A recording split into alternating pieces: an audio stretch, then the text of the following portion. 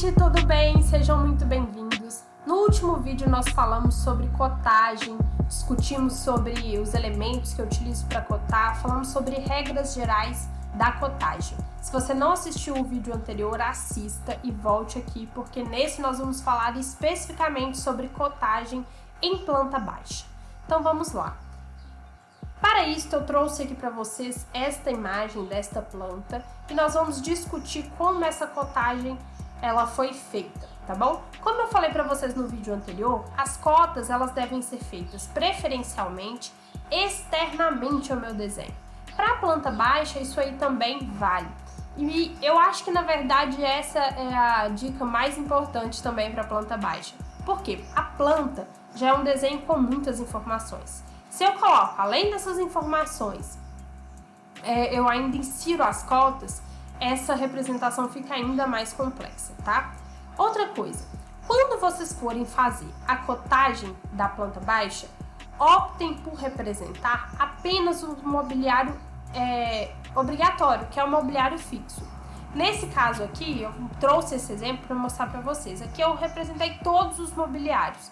A tendência é que o desenho fique mais carregado, tá bom? Muitas vezes a gente faz o seguinte, deixa uma planta sem cota e com todos os mobiliários, retira os mobiliários que não são fixos e fazemos a cotagem só com essa planta mais limpa, para facilitar a compreensão do desenho. Nesse caso aqui eu trouxe tudo misturado, mas tudo bem. Reparem só que eu tenho aqui uma projeção da cobertura, uma projeção do beiral. O que é essa projeção da cobertura, né? É o alinhamento do meu telhado. O alinhamento foi representado aqui em linha tracejada. E reparem que eu optei por fazer essa cotagem externamente à minha projeção do beiral. Isso também ajuda porque facilita a separação entre desenho e as minhas linhas de cota. Tudo bem? Então, quando eu tiver um beiral e esse beiral não for muito distante da edificação, opte por fazer a cotagem externamente ao beiral. Seu desenho vai ficar bem mais limpo. Então, olhem só. Começando por esse lado aqui, essa parte inferior, eu vou cotar primeiramente que é o tamanho do beiral. Do alinhamento do meu telhado até o início da edificação, eu tenho 0,50, ou seja, 50 centímetros ou 0,5 metros. Cotei aqui, ó, o tamanho desse degrau, que é de 30 centímetros, e aqui o segundo degrau de 30 centímetros. Se eu quisesse, eu poderia, talvez, aqui, fazer uma cota interna, cotando cada um desses degraus, tá bom? E aí eu continuaria essa cota aqui pra dentro. Vou explicar sobre isso quando eu for falar de cota interna, tá? Mas aqui, eu achei melhor não. Eu optei por fazer ela só aqui externamente e não dar a dimensão total aqui desse pilar, tá bom? Ok, aí eu venho aqui, ó, vou fazer a cotagem da distância que eu tenho do pilar até essa parede, que é então essa dimensão do hall. Aqui eu coto a espessura da parede, a distância que eu tenho aqui, ó, de uma parede até outra, a espessura da parede do banheiro. Aqui eu optei também por indicar o tamanho do box e do restante do banheiro, tá bom? Então aqui eu indiquei essa dimensão de 2 metros e aqui o tamanho do box. Espessura da parede. Cotei agora aqui a distância entre a edificação e o alinhamento do telhado. Fiz essa cota parcial, somei aqui fazendo a cota total, que deu 7,4 metros, ok? Então, o que isso nos mostra, gente? Quando eu vou fazer uma cota externa, eu sempre vou fazer o seguinte. Eu coto a espessura da parede do cômodo, o tamanho do cômodo, a dimensão do cômodo. Espessura da parede, tamanho do cômodo. Espessura da parede, tamanho do cômodo, ok? Agora eu quero mostrar para vocês aqui, ó, a cotagem desse lado. Reparem só, cotei aqui a espessura da parede, cotei o tamanho do ambiente, 1,30. Espessura da parede, o tamanho do ambiente. Espessura da parede.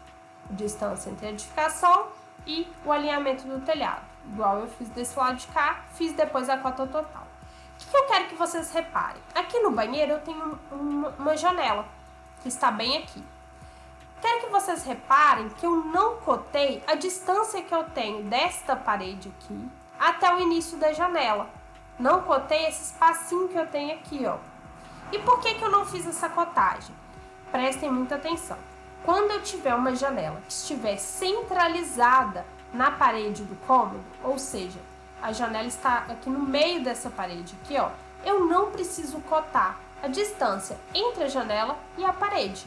Isso facilita a execução das cotas e deixa o desenho mais limpo, tá bom? Agora eu quero que vocês reparem que nesse caso aqui eu fiz essa cotagem. Olhem só, daqui eu indiquei que da parede até o início da janela eu tenho 0,85 metros.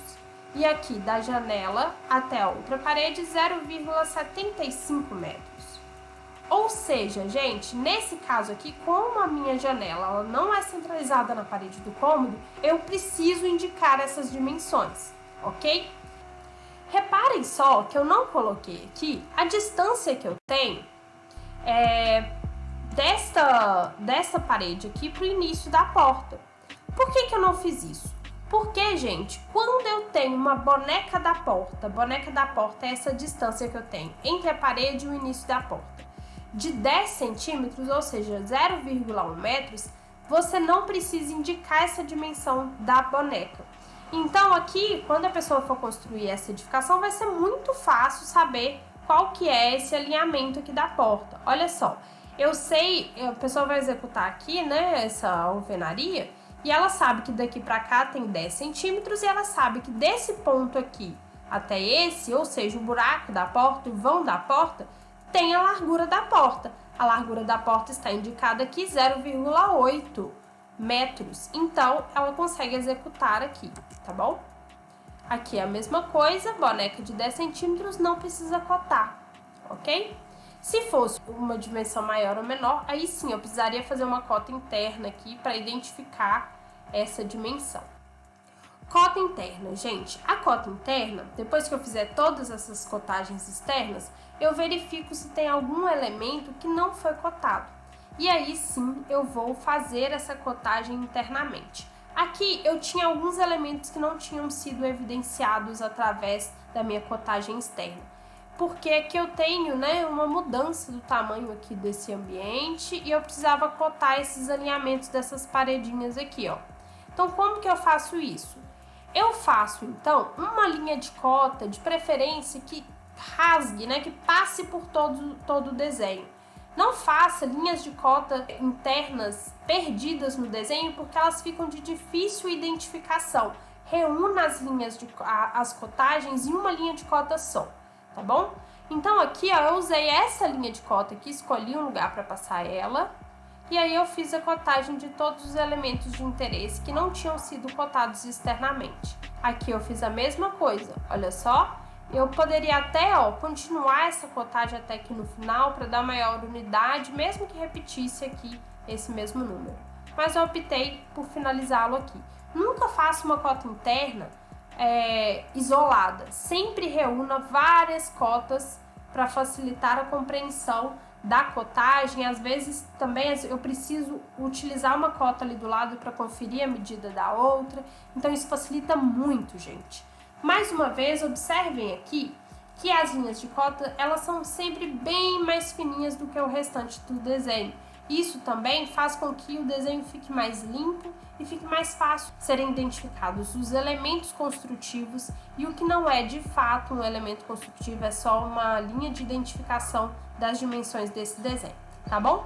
Essas são as dicas gerais sobre cotagem em planta baixa. E lembrem-se, cotas poucas, mais inteligentes. Não saia colocando cota em tudo quanto é lugar. Pare, olhe o desenho, reflita sobre o desenho e aí sim você vai saber em que lugar essa cota deverá ser colocada, tá bom? Ao final, uma dica muito legal é somar as cotas parciais, ver se elas estão dando ali o número da cota total. É uma ótima forma de conferir o seu desenho e aí você vai conseguir identificar possíveis erros que foram feitos até mesmo na representação gráfica da sua edificação, tá bom? Então é isso, gente. Nos próximos vídeos dessa série nós vamos falar sobre cotagem de corte, cotagem de planta de cobertura? Será que tem que colocar cota? Cotagem em plantação, e nós vamos então explorar esse mundo das cotas no desenho arquitetônico para que você consiga identificar de maneira clara as dimensões dos elementos construtivos, tá bom? Tchau, tchau, até o próximo vídeo.